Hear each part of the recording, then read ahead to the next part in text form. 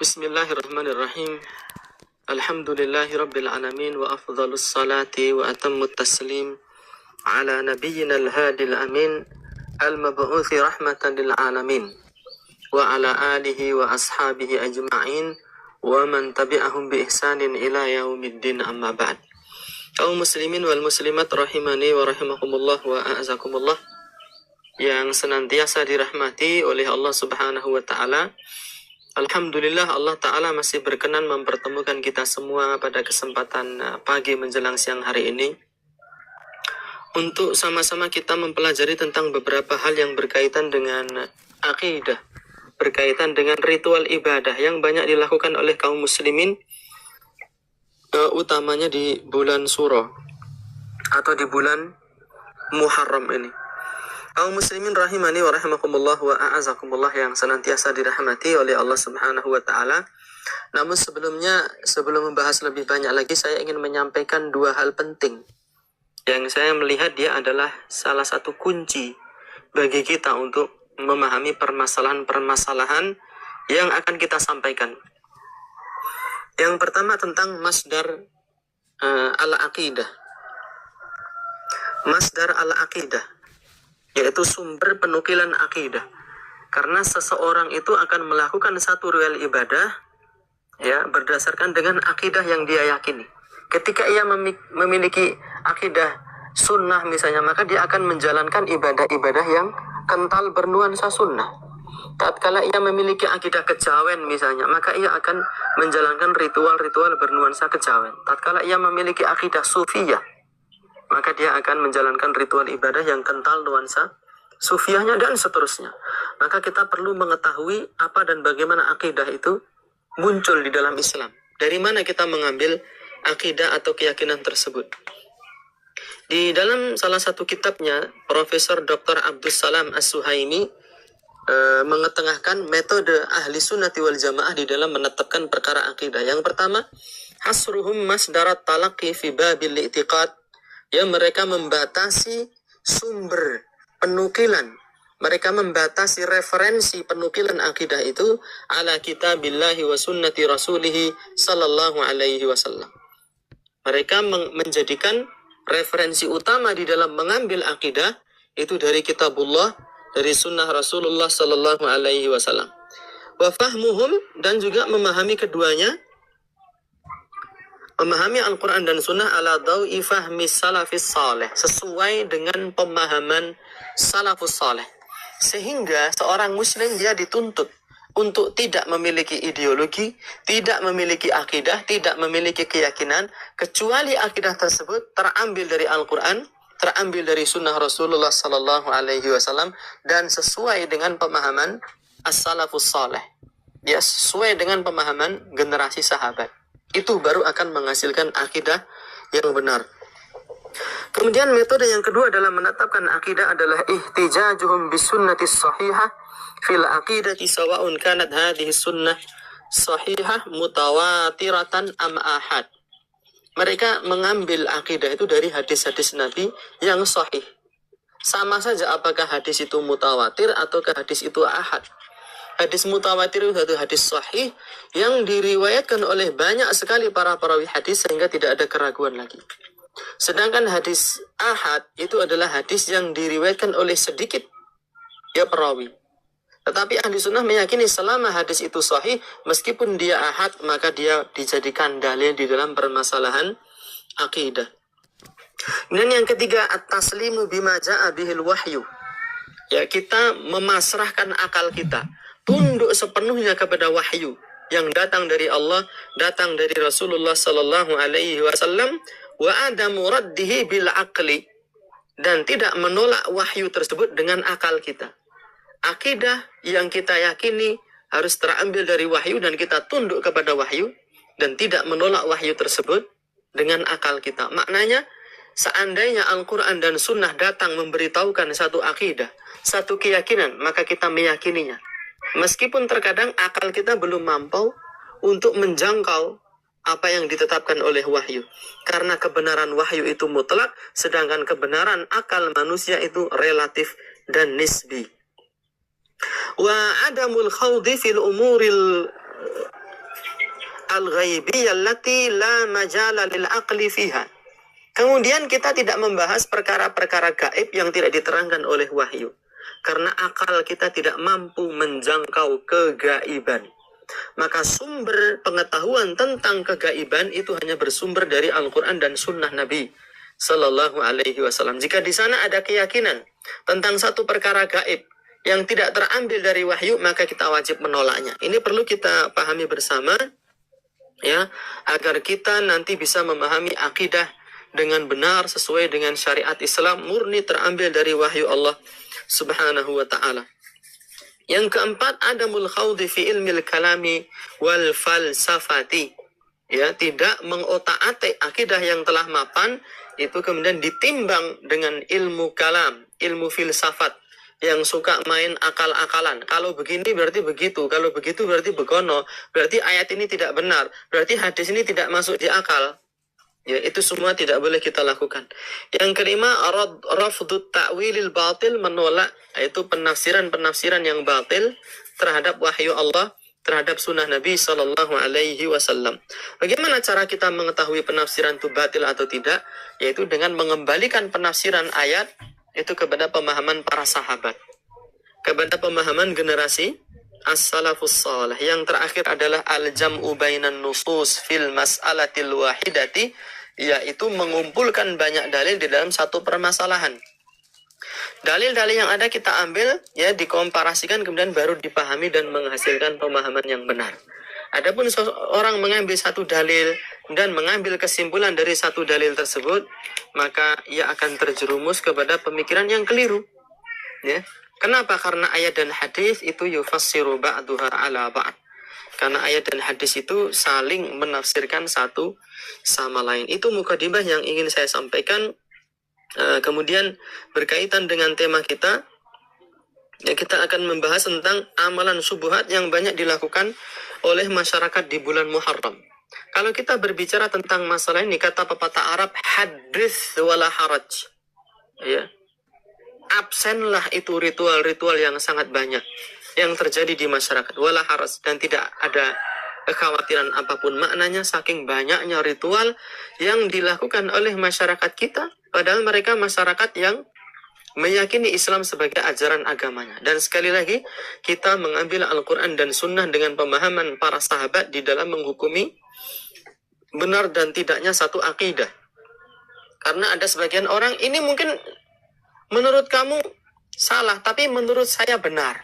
Kita katakan barangkali itu menurut adat kebiasaan di masyarakat sampean benar. Barangkali nanti menurut adat di daerah lain salah. Tetapi patokan kita di dalam benar dan salah itu bukan apa? Bukan menurut adat dan bukan pula menurut pernyataan orang banyak, tokoh-tokoh, ya, tidak seperti itu.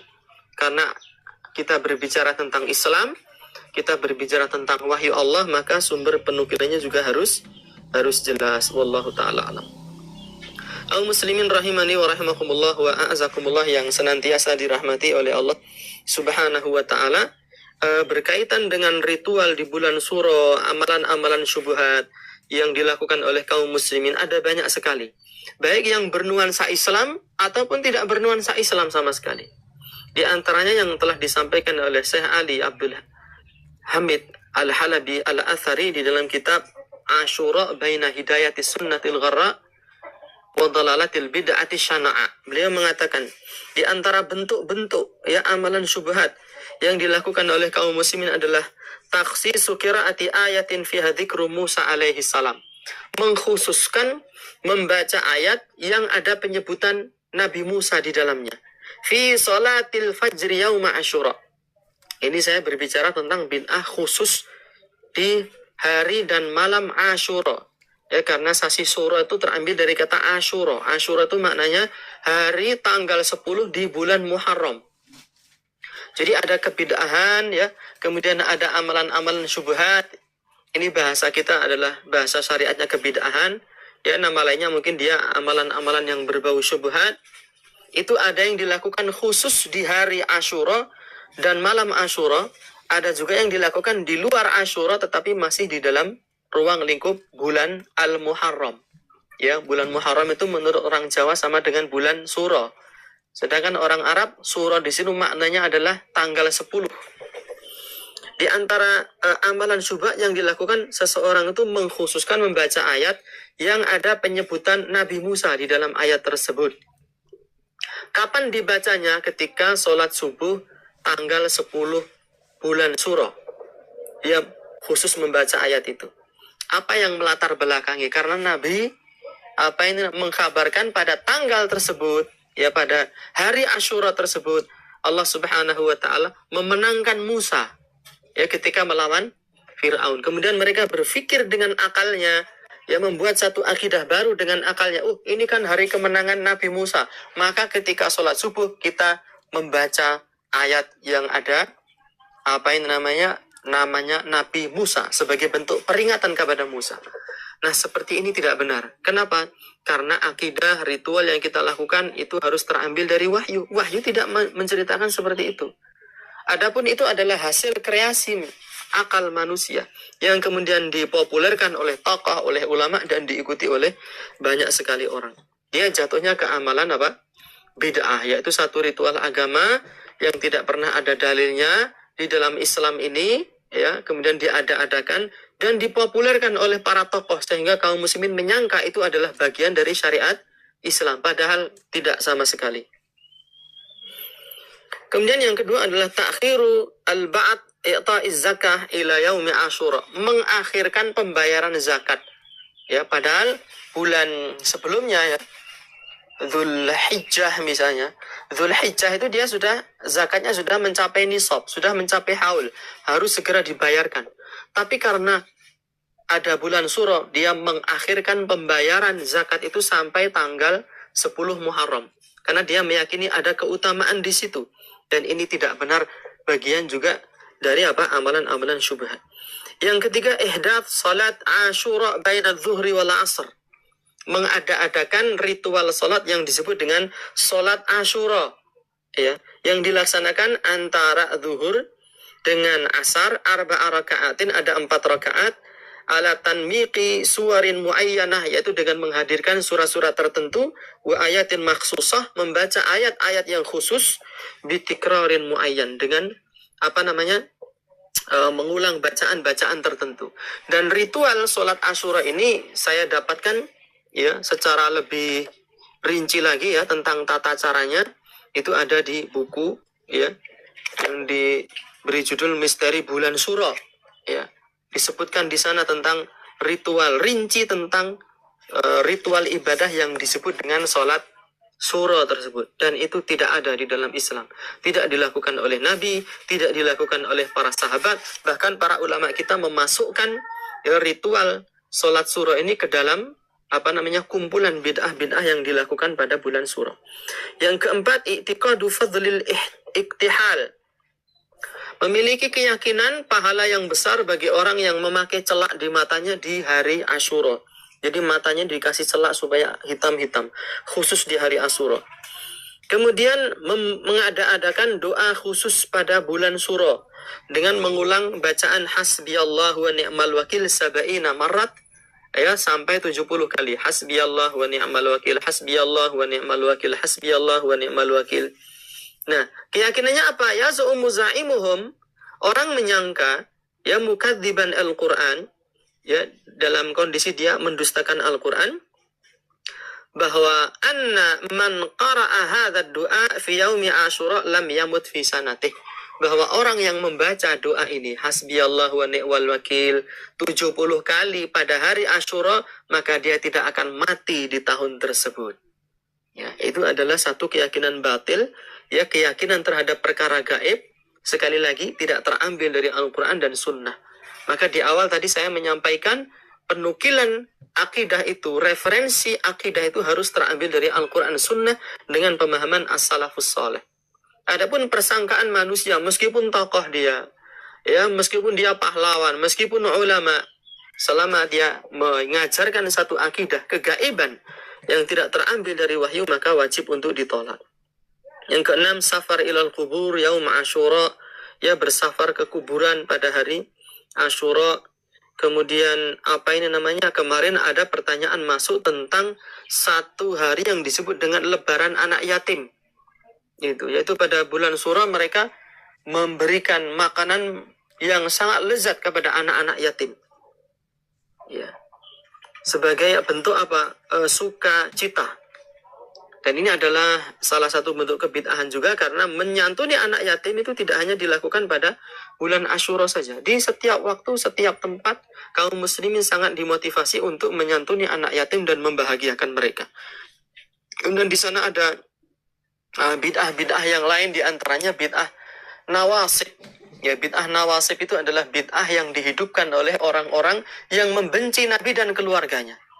Ya, karena pada hari Asyura itu ada peristiwa kematian Husain bin Ali, cucu Nabi Sallallahu Alaihi Wasallam. Mereka berusaha membuat bulan Syura itu bulan iri, sehingga mereka melakukan tausiyatit ta'am, yaitu membagi-bagikan makanan ya kepada tetangga, kepada kerabat, bersukacita menjadikan Asyura sebagai hari raya.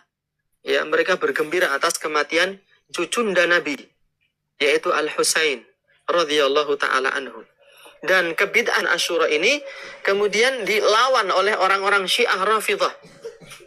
Kalau Nawasib menjadikan Asyura itu sebagai bulan untuk bergembira ria, berpesta pora, membagi-bagikan makanan, ya kebalikannya orang-orang Syiah Rafidhah, mereka menjadikan bulan Asyura ini sebagai bulan berkabung, bulan bersedih, bulan berduka cita. Pasar-pasar harus tutup, tidak boleh melakukan pesta pernikahan, jual beli rumah yang nilainya besar, fantastis. Ya, kemudian mereka bersedih.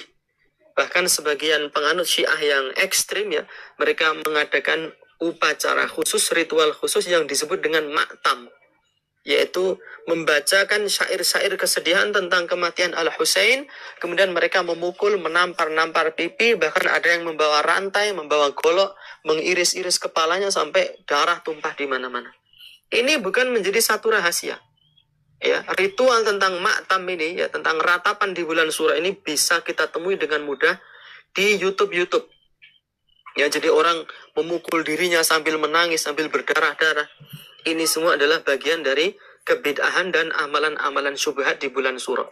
Dan itu kemudian berpengaruh pada budaya di masyarakat kita. Awas kalau bulan Syura jangan mantu, ya jangan mengadakan resepsi pernikahan, jangan ada khitanan karena itu bulan sedih, bulan berkabung. Awalnya seperti itu, lama-lama menjadi satu keyakinan, barang siapa nekat untuk berjual beli dengan harga yang fantastis, nekat melakukan resepsi pernikahan di bulan Syura, maka ia akan menemui kecelakaan. Jadi ada pengaruh ajaran apa? Orang-orang Syiah di era jadul, era zaman dahulu. Ya. Kemudian berkembang, awas bulan Syura adalah bulan kesialan. Ya. Kemudian lama-kelamaan tragedi tentang kematian Al-Husain ini mulai hilang. Terutama orang-orang penganut animisme, dinamisme dari kalangan orang-orang tradisional ya. Yang mereka jauh sekali dari ajaran Islam, baik dari kalangan ahli sunnah maupun orang-orang nawasib maupun orang-orang Syiah. Jadi mereka tidak mengenal sangat dengan baik ya ajaran agama itu. Murni karena adat istiadat saja. Kemudian berkembang ilmu yang disebut dengan sampar wangke, tali wangke. Ya, saya sudah baca langsung, itu ada satu kitab primbon membahas khusus tentang sampar wangke, tali wangke. Jadi hari itu ada yang sial, ada hari baik, ada hari yang sial. Ya, termasuk dimasukkan di situ bulan Syura itu masuk dalam kategori hari yang sial. Dan ini dianut oleh kalangan apa? Tradisional yang jauh dari ajaran agama. Mereka menjadikan primbon itu sebagai sebuah sumber penukilan apa? Akidah. Tapi kan benar menurut orang-orang Kejawen. Iya, saya tidak menyangkal. Itu benar menurut orang Kejawen. Makanya kita berbicara dari sisi pandang syariat agama Islam. Kita berbicara dari sisi pandang syariat agama Islam. Nah, itu adalah beberapa faktor ya, penyebutan tentang ritual-ritual syubhat dan kebid'ahan yang banyak dilakukan oleh masyarakat kita. Kemudian faktor-faktor yang melatar belakanginya. Itu ada faktor sejarah, ada faktor ideologi, ada faktor adat istiadat. Kemudian apakah tradisi Syura ini berkaitan pula dengan proses islamisasi tanah Jawa yang dilakukan oleh ulama terdahulu? Iya, menurut sebagian kalangan memang demikian. Terutama penulis buku ini. Ya, bulan Syura misteri bulan Suro dalam perspektif Islam Jawa.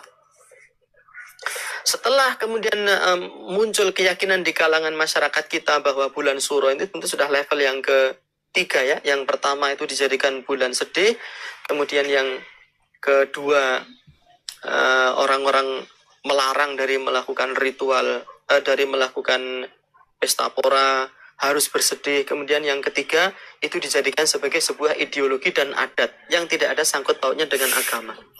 Nah, para ulama kita konon diceritakan untuk menghilangkan ritual-ritual tersebut, ya mereka tidak bisa serta-merta untuk menghilangkannya. Lalu dilakukanlah apa? Modifikasi, pengurangan, penambahan, dan seterusnya. Wallahu ta'ala alam bisawab, apakah itu benar atau tidak. Yang jelas, kita sebagai seorang muslim dituntut untuk tunduk dan patuh kepada Al-Quran dan Sunnah Rasulullah Sallallahu Alaihi Wasallam dengan apa? Pemahaman para sahabat. Jika ada yang mengatakan, wah kalau kita langsung sampaikan dalil masyarakat tidak akan menerima, maka kita perlu memahami bahwa tujuan dari dakwah yang utama itu adalah menyampaikan kebenaran. Masalah menerima atau tidak itu tergantung apa? Urusan Allah Subhanahu Wa Taala. Dan kita tidak boleh pesimis. Kalau kita langsung sampaikan ilmu, masyarakat tidak akan bisa menerima dengan baik. Rasulullah Sallallahu Alaihi Wasallam, manusia paling mulia, manusia paling pinter, paling pandai menerima wahyu langsung dari Allah Subhanahu Wa Taala. Beliau berdakwah di tengah masyarakat yang sangat rusak, bahkan lebih rusak dari masyarakat yang kita hadapi di zaman sekarang. Akan tetapi metode yang beliau tempuh, ya tetap metode Islam, membacakan ayat, membacakan hadis, kemudian memperbaiki akhlak kita di dalam bergaul, bermuamalah dengan manusia. Atas izin Allah Subhanahu Wa Taala, dakwah beliau itu diberkahi oleh Allah dan membawa manfaat yang besar. Karena kalau kita takut-takut menyampaikan kebenaran, belum saatnya, masyarakat belum siap. Saya sendiri secara pribadi, ya sejak saya kecil, orang-orang sudah mengatakan belum saatnya, masyarakat belum siap. Sampai sekarang, ketika saya menyampaikan ini informasi atau data dari Al-Quran, ini fakta dari hadis Nabi, ini fatwa-fatwa para ulama, masih saja suara masyarakat belum siap itu terngiang-ngiang sampai sekarang. Seolah-olah kata-kata masyarakat belum siap itu dijadikan alasan untuk menolak keberadaan wahyu tersebut. Na'udzubillahi tsumma na'udzubillah. Kemudian selanjutnya kaum muslimin wal muslimat rahimani wa rahimakumullah wa a'azakumullah yang senantiasa dirahmati oleh Allah Subhanahu Wa Taala, keberadaan beberapa ritual tersebut itu kemudian dicoba oleh sebagian kalangan untuk dimaklumi ya. Kemudian mereka mulai berhujjah dengan alasan-alasan yang bagi sebagian orang mungkin bisa diterima, tetapi bagi orang yang sedikit saja memiliki pemahaman yang benar terhadap akidah, kemudian metode penukilan akidah itu tidak bisa diterima sama sekali. Ya, contoh misalnya tentang kenduri di bulan Suro. Itu dikatakan kalau di bulan Suro masyarakat membuat bubur 3 macam.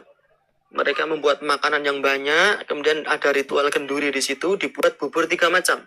Ada bubur putih, bubur merah, dan bubur kacang-kacangan. Bubur putih konon katanya melambangkan Hasan, bubur merah konon melambangkan Husain, dan bubur kacang-kacangan itu melambangkan Nabi Musa. Ini adalah produk akidah yang lahir karena akal manusia yang bermain, bukan karena wahyu.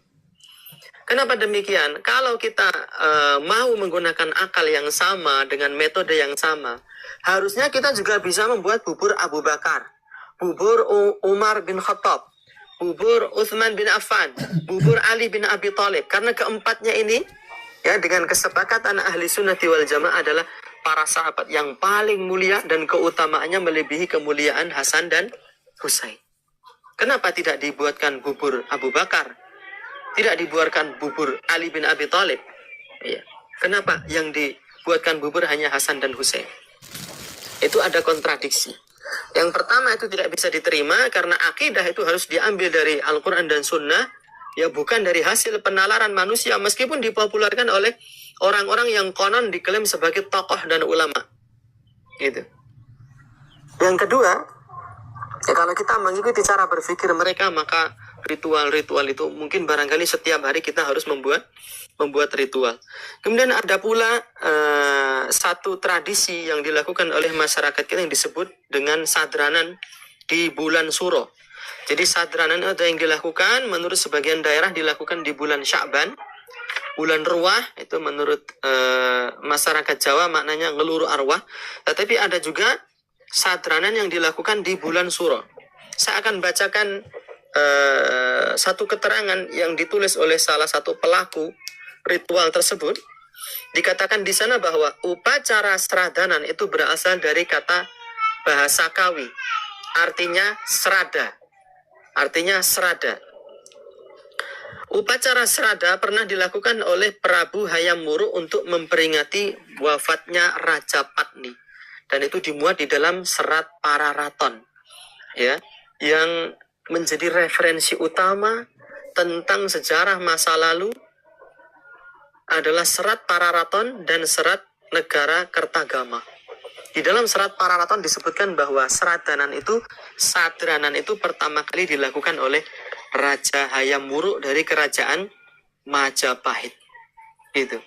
Jadi dari akar sejarahnya saja kita sudah ragu. Berarti dia bukan berasal dari agama Islam sama sekali. Kemudian beberapa waktu yang lalu, baru beberapa hari yang lalu, di daerah sini kita mendengar ada seorang yang melakukan ritual topo pendem, yaitu mengubur dirinya dalam rangka untuk memperingati bulan Suro. Jadi dia menggali kubur, kemudian membungkus dirinya dengan kain kafan, lalu dia masuk ke dalam kuburan dan dikasih pipa untuk nafas, lalu ditimbun oleh istrinya. Ya, karena menarik perhatian orang banyak dan orang berkumpul rame-rame untuk nonton, maka pemerintah ya melalui aparat kepolisian membongkar paksa ritual tersebut. Gitu. Dan itu adalah ritual yang sama sekali tidak ada kaitannya dengan Islam. Kaum muslimin rahimani wa rahimakumullah wa a'azakumullah yang senantiasa dirahmati oleh Allah Subhanahu wa taala. Kemudian ada ritual mengarak kebu ketika malam bulan Suro. Kotoran kebunya dipakai untuk apa? Untuk rebutan. Dan konon mengandung keberkahan. Itu juga satu akidah meyakini satu perkara gaib padahal tidak ada dalilnya sama sekali dari sunnah Rasulullah Sallallahu Alaihi Wasallam. Bagaimanakah sikap kita sebagai seorang muslim? Ya, sikap kita mengembalikan semua ritual-ritual tersebut, ya, menimbangnya dengan Al-Quran dan Sunnah. Yang pertama kita harus memahami apa itu bid'ah. Disebutkan oleh Al-Imam Asy-Syatibi di dalam kitab Al-I'tisam, bid'ah itu ibaratun an tariqatin fid dini mukhtara'ah tudahi syar'iyyah yuqsadu bis-suluki 'alaiha al-mubalaghatu fit ta'abbudi lillah. Satu ibarat ya, an tariqatin fid din, tentang metode di dalam beragama. Ya.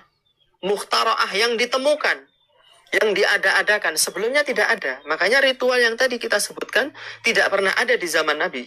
Tidak pernah dilakukan oleh sahabat Nabi ridwanullahi ta'ala alaihim ajma'in. Tapi itu murni produk manusia.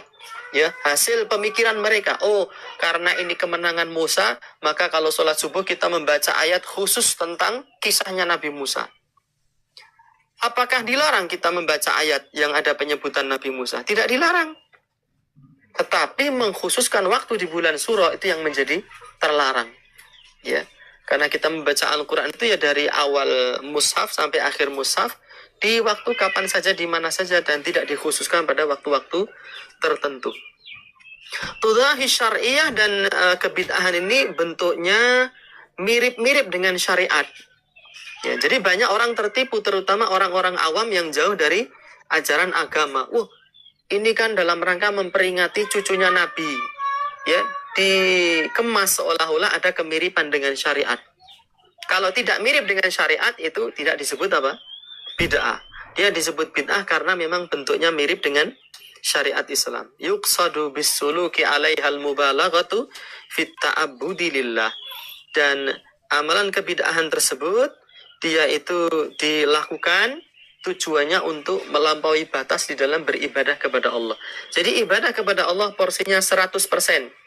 Tapi dia ingin membuat ritual baru, ya, sehingga menjadi lebih dari 100, menjadi 110, menjadi 120, dan seterusnya.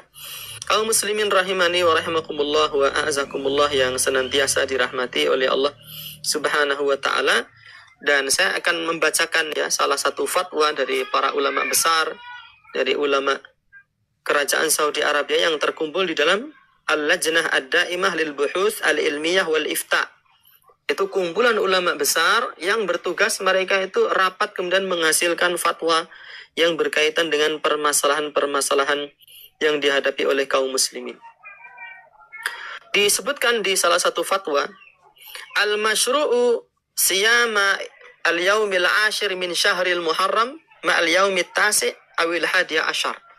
Yang disyariatkan ritual di bulan Suro itu adalah berpuasa pada tanggal 10 ya, disertai tanggal 9 dan tanggal 11.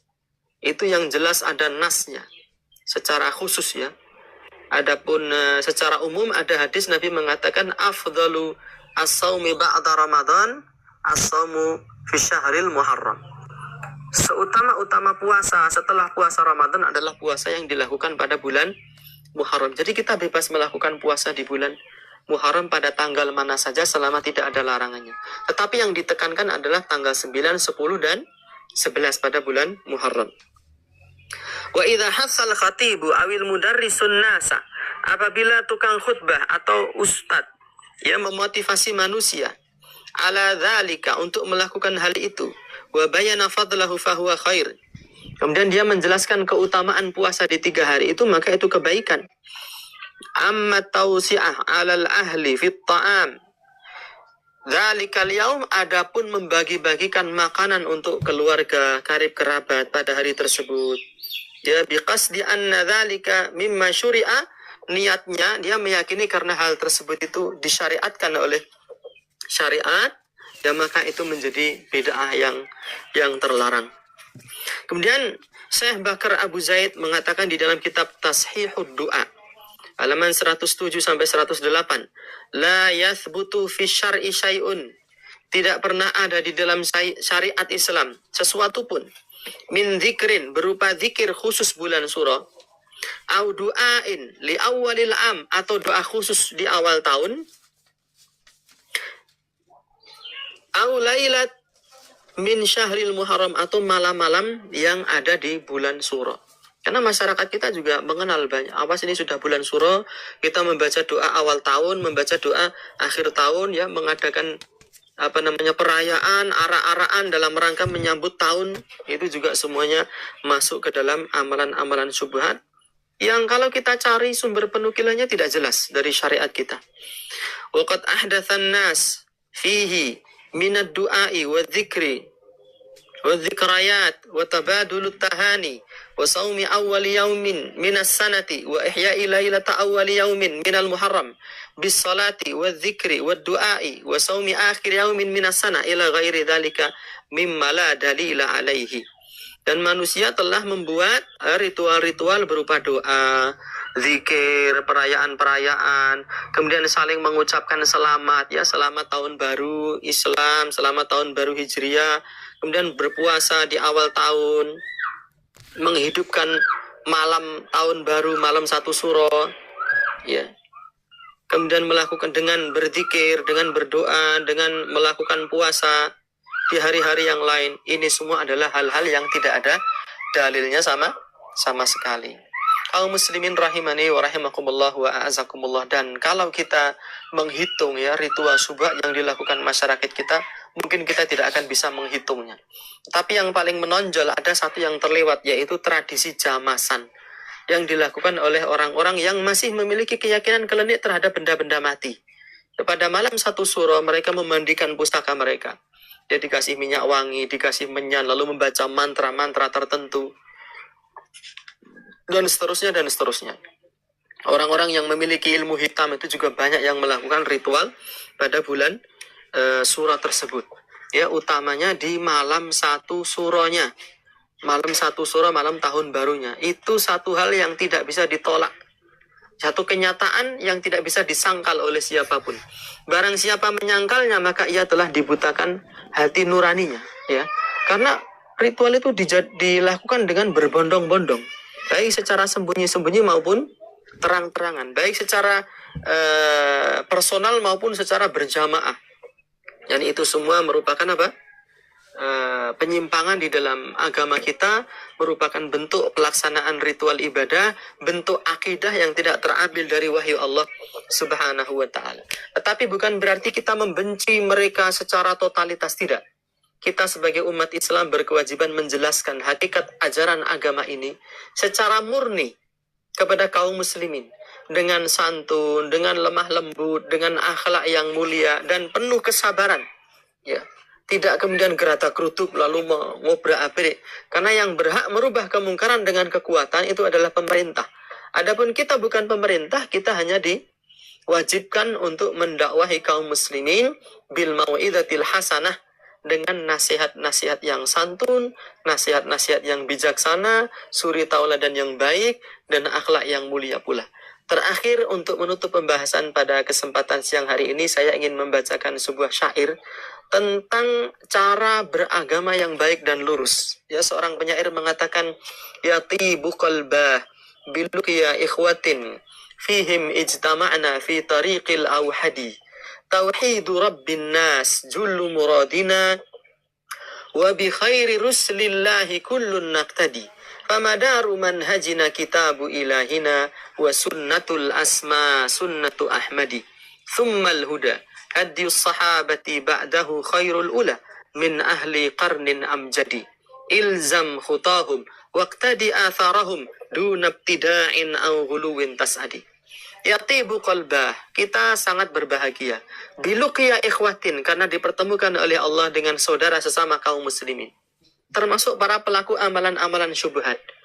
Mereka melakukan itu karena persepsi yang salah, karena ideologi yang keliru. Kenapa akidahnya keliru? Karena mereka mengambil akidah dari sumber-sumber yang keliru, dari ucapan tokoh, ya, dari kitab-kitab yang jauh dari kandungan wahyu di dalamnya, dari berita-berita. Kemudian mereka meyakini dan mengikuti, sehingga mereka keliru. Kita menyayangi mereka dan mendakwahi mereka dengan baik. Ya. Fihim ijtama'na fi tariqil awhadi. Kita berkumpul bersama mereka di atas jalan yang lurus. Kita tidak bisa mentolerir penyimpangan-penyimpangan dengan cara ikut melakukan itu, tidak. Saya mendakwahi, ikut monggo, tidak ikut silahkan. Adapun saya ikut serta, tidak boleh. Gitu. Karena itu merupakan bentuk penyimpangan. Famadaru manhajina kitabu ilahina, dan metode kita di dalam memahami agama kita itu adalah kitab Tuhan kita, yaitu kitabullah, yaitu Al-Quran. Wa sunnatul asma sunnatu ahmadi. Kemudian sunnah yang mulia, sunnahnya Nabi Muhammad SAW. Thummal huda. Kemudian kita berpegang teguh dengan petunjuk. Hadiyus sahabati ba'dahu khairul ula, yaitu petunjuknya para sahabat. Makanya tadi dikatakan memahami Al-Quran dan Sunnah sesuai dengan pemahaman sahabat. Kenapa? Karena para sahabat ini sebaik-baik generasi. Gitu. Ilzam khutahum waqtadi atharahum. Ikuti jejak langkah mereka, ikuti ajaran mereka. Dunabtida'in au ghuluwin tas'adi. Dengan tanpa berbuat bid'ah, dengan tanpa melakukan tindakan-tindakan yang ekstrim, tas'adi, maka niscaya kalian akan berbahagia, meraih ridho Allah Subhanahu wa ta'ala. Ya, kalau Allah Subhanahu wa ta'ala sudah menerima kita, disebutkan dalam ayat, yauma la yanfa'u malun wala banun illa man atallaha biqalbin salim. Akan datang satu hari, ya, manusia tidak bisa memanfaatkan apa-apa. Tidak bermanfaat harta, tidak bermanfaat lagi anak-anak, pangkat yang kita miliki. Illa man atallaha biqalbin salim, kecuali orang-orang yang menghadap Allah Subhanahu wa ta'ala dengan membawa hati yang lurus. Apa itu maknanya? Dengan membawa akidah yang benar dan bersih dari berbagai macam penyimpangan-penyimpangan, bersih dari berbagai macam ritual-ritual yang jauh dari wahyu Allah Subhanahu wa ta'ala. Baik, itu saja mungkin yang bisa saya sampaikan pada kesempatan siang hari ini. Mudah-mudahan bermanfaat bagi saya dan bagi kaum muslimin yang menyaksikan siaran kali ini, dan kita sama-sama berdoa kepada Allah Subhanahu wa ta'ala agar Allah lekas-lekas menghilangkan keberadaan wabah di negeri kita dan di negeri seluruh kaum muslimin. Kemudian sisa waktu yang ada akan kita gunakan ya untuk membaca beberapa soalan yang telah masuk. Assalamualaikum, saya Denny dari Wonogiri. Saya mau bertanya, apa hukumnya pantangan pernikahan yang calon rumah pria ke rumah calon wanitanya adalah barat utara atau utara barat? Terima kasih. Tidak ada asal usulnya pantangan tersebut. Tidak ada asal usulnya pantangan tersebut. Dan pantangan ini banyak sekali. Kalau laki-lakinya ada di utara, wanitanya ada di barat sama mana ini? Barat ya sama utara, maka tidak boleh. Itu hanya satu dari sekian banyak pantangan. Nanti ada yang mengatakan kalau laki-lakinya ada di satu kampung yang hanya dipisahkan oleh jalan, itu juga tidak boleh. Ya. Kemudian lagi ada yang mengatakan anak pertama mendapat anak yang ketiga. Ya. Jadi laki-lakinya itu anak pertama, wanitanya anak ketiga. Ini tidak boleh dinikahkan. Belum lagi kalau kita mempelajari ilmu sampar wangke, tali wangke, dan saya tidak menyarankan itu, cuma saya pernah membaca dalam rangka untuk memahami apa sebenarnya yang mereka inginkan itu. Yaitu manusia itu lahirnya bulan apa, tanggal berapa, hari itu, misalnya hari Kamis itu kan ada neptunya. Neptunya itu pon wage, selasa, kliwon, enek pasaran nih. Hari itu ada angkanya, ya pasaran itu ada angkanya, nanti dijumlah dapatnya berapa. Yang cewek juga begitu. Lahir hari apa, pasaran apa, dijumlah dapat berapa. Kalau hasilnya nanti angka sekian, maka tidak boleh menikah. Dan itu sampai sekarang masih banyak yang meyakini. Itu semua adalah keyakinan gaib. Mereka meyakini kalau nekat dilanggar, maka dia akan ditimpa oleh kecelakaan. Seolah-olah dia ingin meramal kejadian di masa mendatang. Itu tidak boleh. Karena itu kita meyakini kegaiban, perkara gaib yang tidak diterangkan oleh Allah dan Rasulnya. Termasuk khitanan di bulan Suro, tidak boleh. Karena nanti akan mengakibatkan kecelakaan dan seterusnya. Saya walhamdulillah dulu waktu saya kecil mengikuti khitanan massal yang diadakan oleh satu ormas di negeri kita. Sengaja dilakukan di bulan Suro. Dan saya ikut khitanan massal itu. Walhamdulillah lancar, damai, tidak ada kecelakaan berarti. Dan sampai sekarang anak saya sudah 4. Walhamdulillah. Jadi keyakinan seperti ini tidak perlu diyakini karena hanya akan merusak akidah kita. Wallahu ta'ala alam. Mau nanya apakah tidak boleh menikah di bulan Suro? Boleh. Bahkan sebagian ikhwan kita kemarin pada tanggal 1 Suro mereka melangsungkan pernikahan. Dan saya juga sudah sering memberikan khutbah di acara pernikahan yang dilakukan di bulan Suro. Ada sahabat saya menikah dulu beberapa tahun yang lalu dan saya khutbah di bulan Suro. Sekarang anaknya sudah 3 apa 2 lupa saya. Artinya apa? Harmonis dan tidak ada kendala apa-apa. Kalaupun nanti ada yang mengalami kendala, itu jangan menyalahkan bulan Suronya. Itu bagian dari tatoyur yang dilarang. Nabi mengatakan atiyaratu syirkun, atiyaratu syirkun, atiyaratu syirkun. Itu merasa sial karena melihat sesuatu, merasa sial karena mendengar sesuatu, kemudian merasa sial karena menemui sesuatu. Jadi tiarah itu objeknya bisa sesuatu yang dilihat, bisa sesuatu yang didengar, bisa pula sesuatu yang ditemui. Yang dilihat misalnya kita melihat ada ular melintang di tengah jalan. Wah, ini tanda sial ini. Saya pulang lagi aja. Ini tatayur. Kemudian mendengar. Dia mendengar suara burung gagak di malam hari. Wah, ini tanda sial. Itu tatayur. Atau dia menemui bulan Suro atau waktu tertentu. Wah, ini adalah satu kesialan. Itu juga bagian dari tatayur. Ya. Bagian dari tatayur dan itu dikatakan oleh Nabi SAW bagian dari kesyirikan. Terlepas apakah nanti syirik akbar atau syirik asghar, yang jelas itu apa? Kesyirikan dan akidah yang menyimpang dari syariat agama Islam. Wallahu ta'ala alam bis-shawab.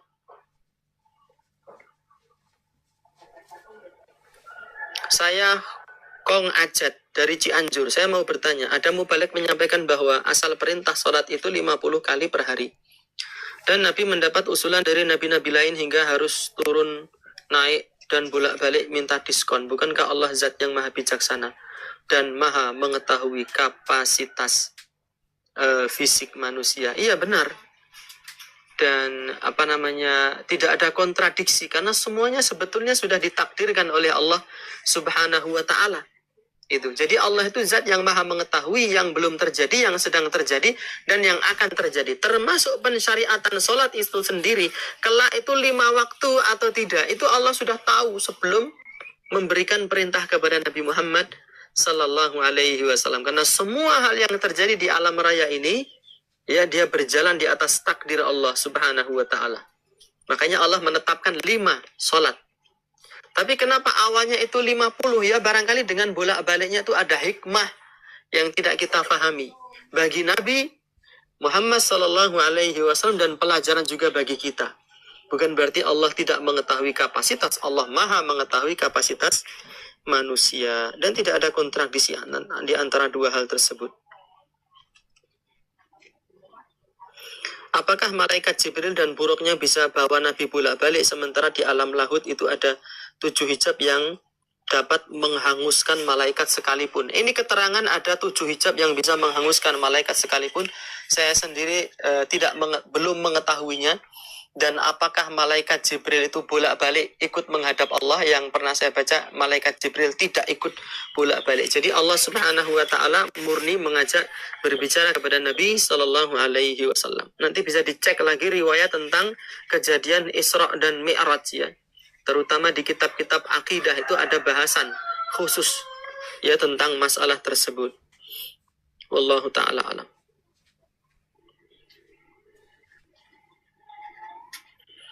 Saya mau tanya tentang masalah ruatan bumi. Bagaimana cara menghilangkannya? Soalnya di daerah saya masih ada.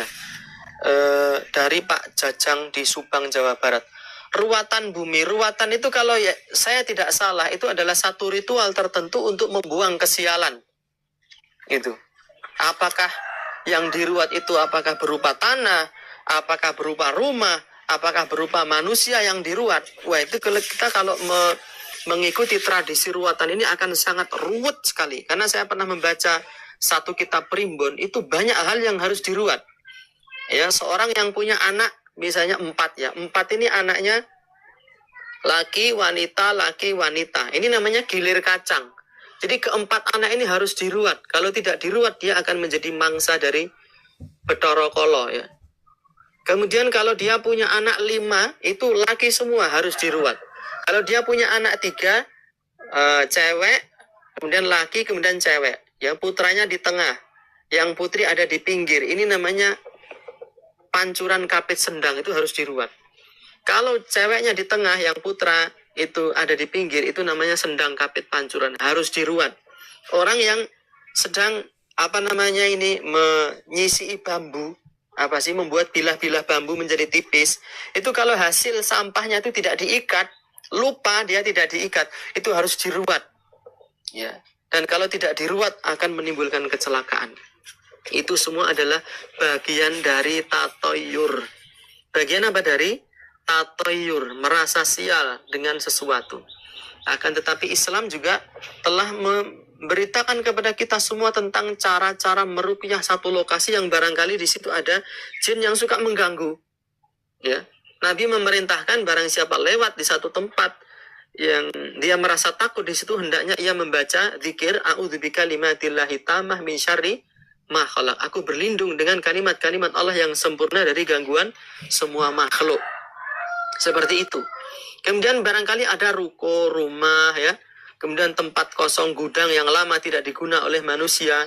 Kemudian dipakai tempat tinggal oleh jin yang suka mengganggu. Nabi Shallallahu Alaihi Wasallam telah mengajarkan kepada kita, la taj'alu buyutakum maqabira innal baita alladhi tuqra'u fihi suratul baqarah yafirru minhu syaitan. Jangan kalian menjadikan rumah kalian sebagai kuburan, karena setan akan lari dari rumah yang dibacakan surat Al-Baqarah. Jadi kita tidak usah melakukan ritual bumi, cukup kita khataman surat Al-Baqarah di lokasi tertentu, di rumah tertentu, ruko, gudang, dan seterusnya. Terus bagaimana cara menghilangkan itu? Yang penting kita menyelamatkan diri kita dulu. Ya, masalah orang lain itu nanti. Kita jangan sampai ikut ritual tersebut. Karena itu bagian dari tatayur yang dilarang dan bagian dari kesyirikan. Yang mengatakan demikian Nabi Sallallahu Alaihi Wasallam. Kalau ada orang mengatakan enggak, itu kan bagian dari kearifan lokal, ya monggo. Karena penolakan syariat Nabi ditolak dengan alasan kearifan lokal, itu sudah disebutkan oleh Allah. وَكَذَلِكَ مَا أَرْسَلْنَا فِي قَرْيَةٍ مِّن نَذِيرٍ إِلَّا قَالَ مُتْرَفُوهَا إِنَّا وَجَدْنَا آبَاءَنَا عَلَى أُمَّةٍ وَإِنَّا عَلَى آثَارِهِمْ مُقْتَدُونَ. Demikianlah kami, kata Allah, tidaklah mengutus seorang rasul di satu kampung, di satu pedesaan, satu wilayah, yang mengajarkan Al-Quran, mengajarkan hadis, mengajarkan akidah yang benar, illa qala mutrafuha, kecuali tokoh-tokoh kampung akan mengatakan inna wajadna aba'ana ala ummatin. Sesungguhnya kami mendapati nenek moyang kami berada di atas satu ideologi, berada di atas satu ajaran. Sesungguhnya ini adalah kearifan lokal di tempat kami. Wa inna ala atharihim muqtadun, dan kami hanya mau mengikuti tradisi nenek moyang kami hanya mau menjalankan kearifan lokal kami. Islam tidak datang untuk menghilangkan adat istiadat. Islam tidak datang untuk menghilangkan kebudayaan. Tetapi Islam datang untuk menyelamatkan manusia dari kesyirikan. Budaya manusia, adat kebiasaan yang kita lakukan sejak turun-temurun, jika tidak bertentangan dengan larangan Allah dan Rasulnya, kita tetap melakukannya. Ya. Mau pakai baju, mau pakai ala Jawa, ala Sunda, ala Madura, ala Cina, ala Inggris, tidak ada masalah selama memang tidak dilarang oleh agama kita. Termasuk juga tradisi suka menolong, bergotong royong, kerja bakti, rembuk tiso, yang menjenguk orang sakit, walimah, dan seterusnya. Itu adalah kebiasaan-kebiasaan baik yang tidak dilarang oleh Islam. Ya, menulis dengan aksara Jawa, dengan aksara Sunda, tidak masalah, tidak dilarang. Tetapi yang dilarang adalah tradisi nenek moyang yang bertentangan dengan agama Islam dan yang dilarang oleh Allah dan Rasulullah Sallallahu Alaihi Wasallam. Sehingga kalau kita memahami mukadimah yang tadi kita sampaikan di awal, insya Allah kita lebih bisa memiliki prinsip bahwasanya kita umat Islam setelah mengucapkan asyhadu alla ilaha illallah wa asyhadu anna Muhammadan Rasulullah, kita siap ya kapanpun, dimanapun untuk tunduk kepada Allah dan Rasulullah Sallallahu Alaihi Wasallam, dan kita siap untuk tidak memiliki akidah kecuali akidah tersebut terambil dari Al-Quran dan Sunnah Rasulullah Sallallahu Alaihi Wasallam. Ya, barangkali itu yang bisa kita sampaikan dan pertanyaan yang bisa kita baca pada kesempatan siang hari ini. Mudah-mudahan bermanfaat untuk saya sendiri dan untuk setiap kaum muslimin yang menyaksikan siaran pada kesempatan siang hari ini. Mohon maaf jika ada salah kata, hal-hal yang kurang berkenan. Dan sebelumnya saya mengucapkan terima kasih sekali kepada panitia ya, dari teman-teman mahasiswa di Lembaga Dakwah Kampus Universitas Muhammadiyah Surakarta yang telah memberikan kesempatan kepada saya untuk menyampaikan himbauan ya berkaitan dengan masalah akidah dan kritik ilmiah barangkali terhadap beberapa ritual yang banyak dilakukan oleh masyarakat kita yang ternyata jauh dari ajaran agama Islam. Mudah-mudahan kita diberikan oleh Allah Subhanahu wa Ta'ala ketabahan, kesabaran, dan sifat lilo dan legowo untuk meninggalkan tradisi-tradisi yang memang dilarang oleh syariat agama kita sebagai bentuk kesempurnaan peribadahan kita kepada Allah Subhanahu wa Ta'ala. Dengan demikian mudah-mudahan Allah mengampuni kita dan melipat gandakan pahala kita dan kelak memasukkan kita ke dalam surga. Di hari tidak ada lagi manfaatnya harta dan anak-anak. Wallahu ta'ala alam bisawab wa sallallahu ala nabiyyina Muhammadin wa alihi wa sahbihi wa sallam wa akhiru da'wana anilhamdulillahi rabbil alamin. Wassalamu alaikum warahmatullahi wabarakatuh.